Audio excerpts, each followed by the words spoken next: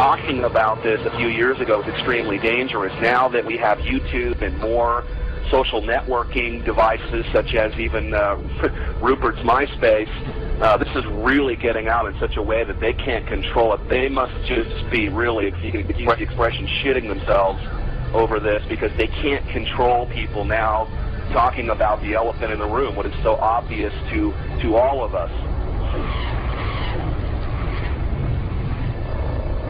There's a feeling from that area that the states doing all of these weather modification programs might not be doing it for the benefit of the citizens of Texas and other states that they may impact as well. Well, many of the planes that we're seeing here in Abilene will actually turn whatever they're spraying on and off right before our eyes.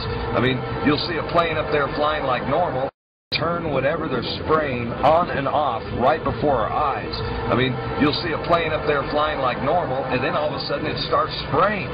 We've seen them fly off into the distance and then loop around and fly back again. These are not your typical planes with a preordained path destination from city to city.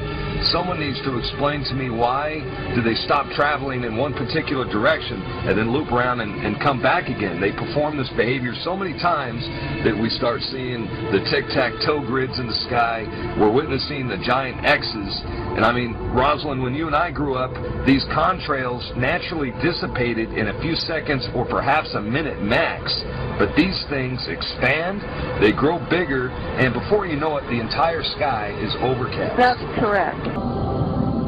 Why do they want to keep this quiet? Why aren't they talking about this? Why don't they want us talking about it? And you can only come to the conclusion that they're hiding something. Now, do you believe that this is a full-scale secret operation that includes not only the U.S. but Europe and the rest of the world?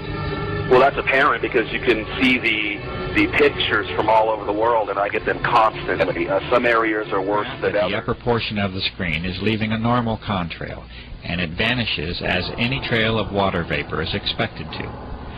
But beneath it, you see an aircraft emission that is stationary, thick, continuous, and persistent.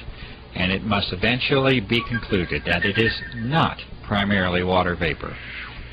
The environmental conditions for each trail are not exceptionally different from one another, and yet the result and impact from each trail is entirely different. HR 2977,